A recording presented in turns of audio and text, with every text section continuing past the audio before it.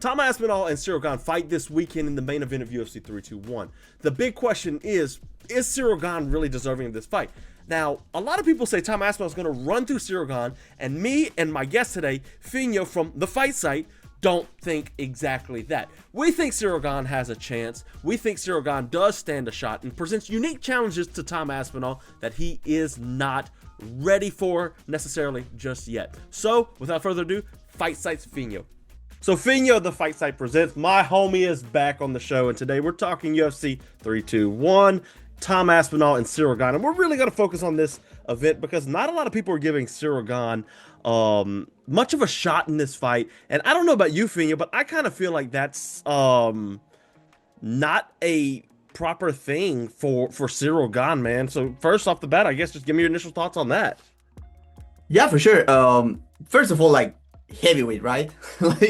like you never know. Like one of the most unpredictable stuff. But at the same time, like even though we've seen like Tom Aspinall like run through the division, he's still like somewhat of a like unknown quality in certain aspects. And Ciryl Gane brings some interesting stuff to the table, I feel. So people feel like, so the basic equation is like, okay, I know you're enjoying this episode. If you could, in the description, I got a link for my Substack and my Discord. Like and subscribe, do all that. That's great stuff. Aspinall is like the bigger puncher of the two, more powerful, and has the grappling advantage on top of that. But other than like absolutely fumbling the bag against Jon Jones, I feel like people overstate how bad Ciryl Gane is on the ground. For heavyweights, perfectly fine scrambler, like not perfectly fine, but like he's very athletic. He can get motion going. He knows how to stay safe. We saw that against Francis Ngannou. Some bad decisions though by for Ciryl Gane, especially the love for the heel hook. Even though like He's got a heel hook finish. I was about to bring that up. The only loss for Tom Aspinall via heel hooks. Yeah. And he has a win via heel hook. So he's not one of those guys that looks for the submission and never get it. Like he already has gotten one. So, but yeah, I feel like what makes this interesting is like first like size. Ciryl Gane huge, like pretty much the same size as Aspinall. I think he's built like an inch shorter but longer reach, and pretty much around the same weight, a bit lighter, but he's leaner, so it's like basically the same size, right?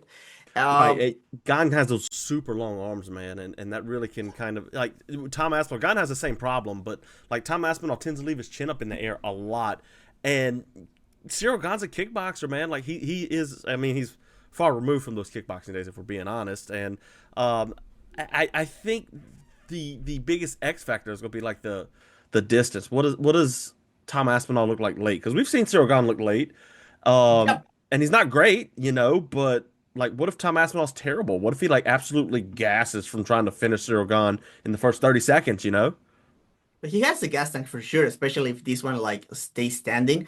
And I'm not quite sure that if Aspinall like gets a takedown and submits like Ciryl Gane super early, I won't be surprised. Yeah. But I would be kind of surprised if he's like able to like consistently get takedowns over 5 rounds, because like from what I've seen from Aspinall, like his takedown game is not like super deep. He's actually good at like timing a good level change, especially off the right hand. But as we saw against like Andrei Arlovski in his only fight that went to a second round for Aspinall, right? Right. He was pretty winded, pretty tired, and he was like able to just drive to the fence and get like a brute takedown. But there was not a lot of finesse to the wrestling of Tom Aspinall there. He is a pretty good grappler, and I would say like pretty clearly the superior grappler in this fight. Like I've seen like Aspinall off his back in the regionals. On top, he looked like a monster, especially against Volkov. But on the feet, if it goes long, like Gane has experience going over 5 rounds, and against like composed strikers too. We don't know if Aspinall looks like Aspinall is not like a one-trick pony. It's not like he only has that 1-2. He has like a decent kicking game. He has some counters. He has landed like strikes in transition inside the clinch, something that Gane is pretty good at too.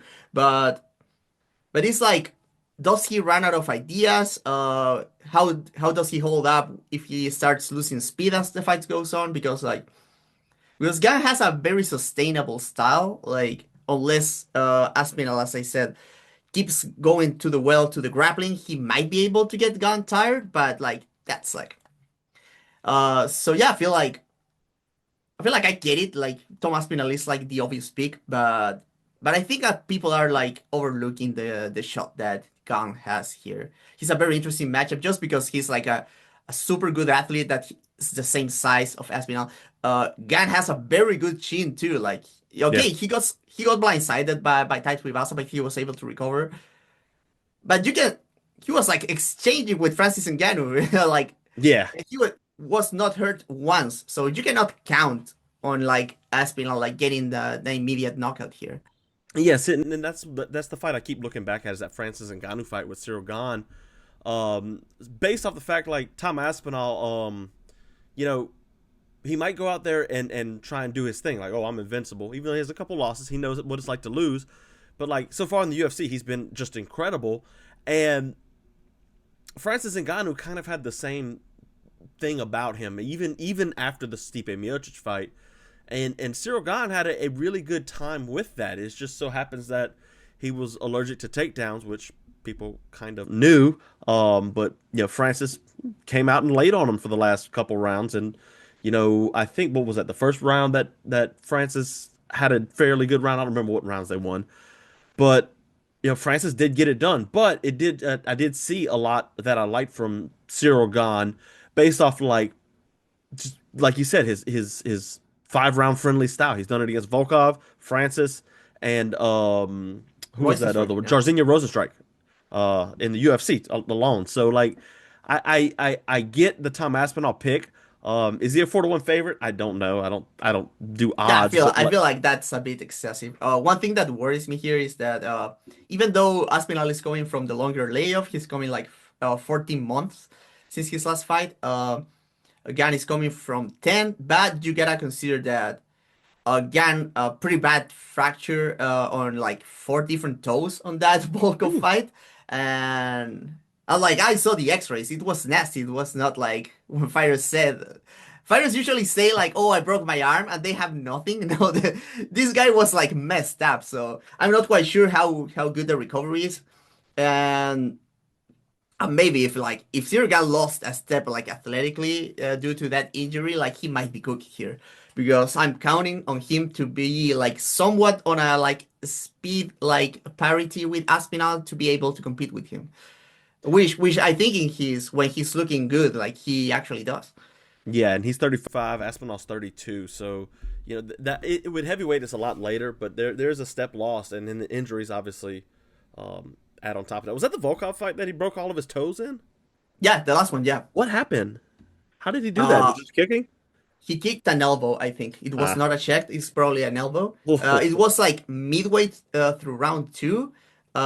I think during the round he was like feeling fine, and as soon as the horn sound, he realized because he went limping to his corner. So, No, yeah. so, That so was a that weird that fight. kind of that kind of excuses him looking so flat on that third round because like he's usually like this bouncy guy, Yeah. and he did not have that under him.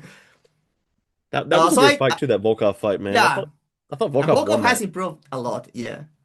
I'd like to see him and Aspinall run it back. I think, Volkov's really trying to kind of change his game. I don't know if he's better, um, like technically wise, but like his game planning seems like it's a little bit more on point as of late.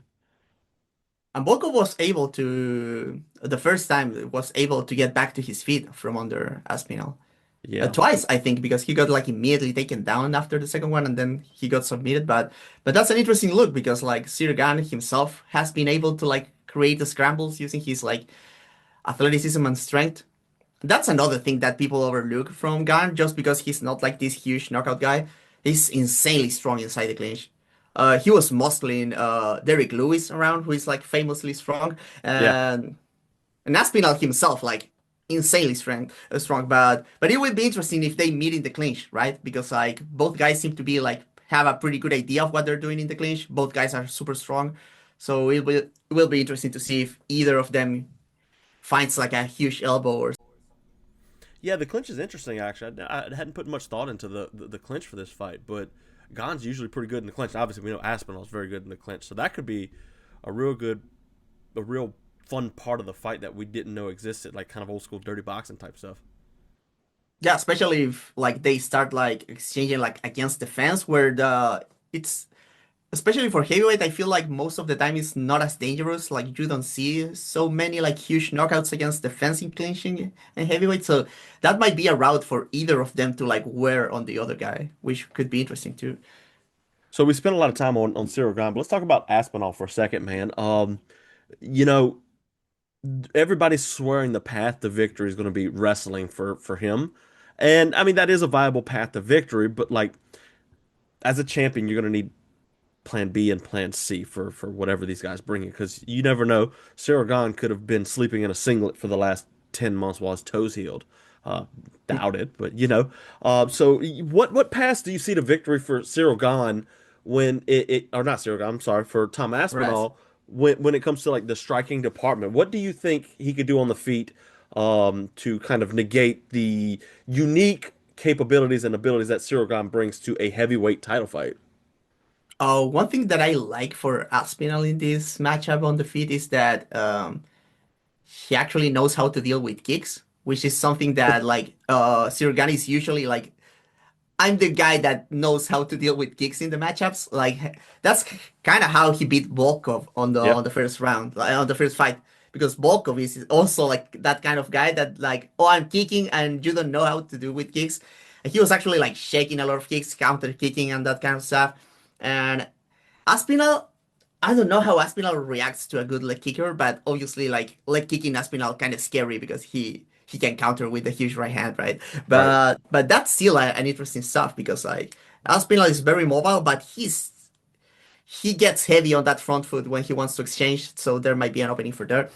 But for the body kicks, he Aspinall actually pretty good reflexes and vision, and like you see him like doing like the lean back of the kicks, catching kicks here and there. So he might be able to deal with that part. Uh, I think the saving grace for Gan here is going to be his jab, Yeah. especially because it's a southpaw jab. You never know. Uh, I mean, Aspinall trains with as good as like high quality heavyweight partners you can find in MMA, Yeah. but even there, like how many of those know how to jab from southpaw, right? So that could be interesting, but and I feel like though Aspinall like his 1-2 is like better suit for a close stance matchup, but maybe Aspinall show us like some new looks to set up the right hand in this open stance matchup. But I feel like if he, especially if he gets like Gan against defense and Gan like cannot like doesn't have more space to move back, I feel like Aspinall can force a firefight, and he has like all the way better shot at winning that if he forces that. Like obviously, he's the better puncher inside the pocket by a long shot there.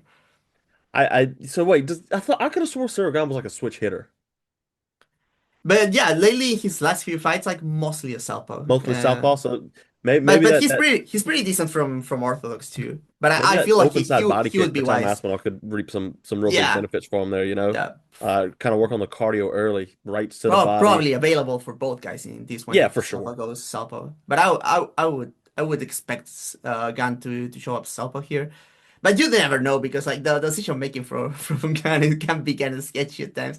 It's funny because like he's like one of the most thoughtful guys at heavyweight, but still like he has like huge brain farts, like going for the heel hook on the fifth round against Ngannou, Yeah, or like just never being a guy that throws a huge right hand and deciding to do that against John Jones. you remember the Tai Tuivasa one though, where he was wait no, that was Spivak, where he was Oh, he was just like back just fist, wailing hammer him. fist. It was the Yeah, but weird, I don't give him that much crap for that one because it's like a finishing sequence. right? It's okay. And let's be honest, it kind of looks cool. Like, oh my gosh, you gotta kill him. You know, like a less experienced ref, like a Dan Murgliata, might stop that fight early. You know what I mean? Yeah, I mean you gotta make sure they stop this. So let me ask you: the biggest news is obviously Alex Pereira wants to go up to heavyweight. And he wants John Jones. Now, let's say John Jones goes to jail for right? For being, yeah, like it ain't nothing.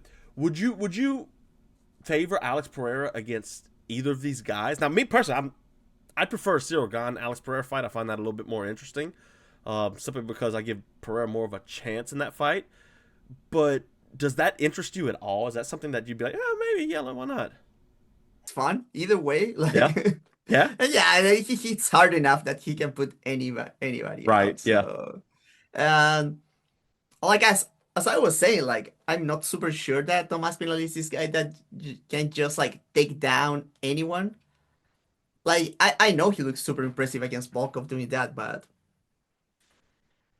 well, I mean, sometimes things happens in fights. Like maybe Tom Aspinall shoots a takedown here or against Pereira, and he doesn't get it, and now it's 12-6 against elbow, Pereira if it stays on the feet, like kind of 50-50. Like right, both guys like hit super hard. Neither has like great defense. It whatever can happen at that point. And I'm not sure like Pereira would be perfectly fine size wise. Some people are like, oh, he's too small. He's going to show up like 240, not being fat, so right, he's yeah. going to He's be not a fat fine. guy.